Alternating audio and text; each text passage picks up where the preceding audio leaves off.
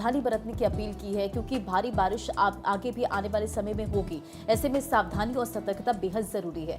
तो देखिए, गंगा कोसी में कटान, पानी में बह रहे घर। बिहार की बात हम कर रहे हैं। बिहार के कटिहार में गंगा में कटान हुआ है और कोसी में पानी बढ़ने से कई इलाके जलमग्न हो गए। और ये एक और तस्वीर है, आप देखिए किस तरह से जो ये मकान है वो चंद सेकंड में पूरी तरह से बह गया।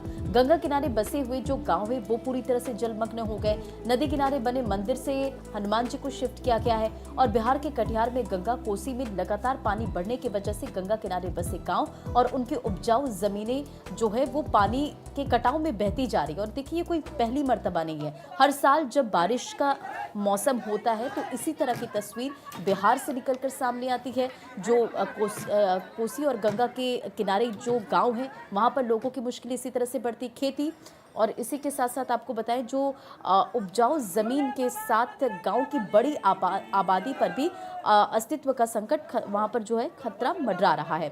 और वही कटाव को देखते हुए गंगा किनारे बने बजरंगबली मंदिर की प्रतिमा को भी पूजा पाठ कर नाव पर लोड कर गांव के एक घर में रखा गया है। और वहीं ग्रामीणों को ये कहना कि कटान तेजी से हो रहा है।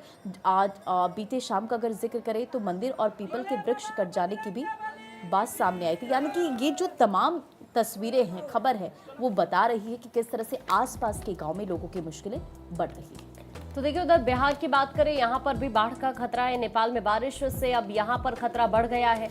वीरपुर बैराज से पानी छोड़ा जा रहा है। नेपाल में हो रही लगातार बारिश से बिहार में बाढ़ का खतरा मंडराने लगा है। उत्तर बिहार के कई इलाके हैं जो कि जलमग्न हो गए। वीरपुर बैराज से लगातार पानी छोड़ा जा रहा है। बिहार की गंडक, कोसी, गंगा और सरयू नदी में जलस्तर तेजी के साथ बढ़ रहा है। नदियों के तराई इलाकों की बात करें, यहाँ पर जो लोग बसे हुए हैं उनको यहाँ से शिफ्ट करके ऊंची जगहों पर लेकर जाया जा रहा है, क्योंकि अब यहाँ पर खतरा और ज्यादा बढ़ गया है। जिस तरह से नेपाल में भी लगातार बारिश हो रही है और जिस तरह से अब लगातार पानी छोड़ा जा रहा है, उसके बाद यहाँ से अब लोगों को शिफ्ट किया जा रहा है जो सुरक्षित स्थान है, क्योंकि ये तमाम वो इलाके हैं जो सबसे ज्यादा प्रभावित हो सकते हैं। और इससे पहले भी हमने देखा है कि ये इलाके काफी प्रभावित रहे हैं जब इस तरह की सिचुएशन होती है।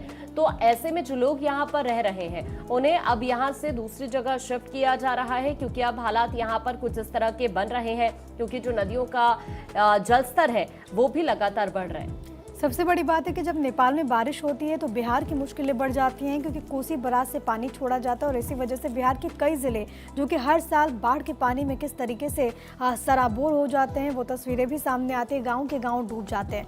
भोजपुर की बात करें तो वहां पर गंगा का रौद्र रूप दिखा है। गंगा नदी खतरे के निशान से ऊपर बह रही है।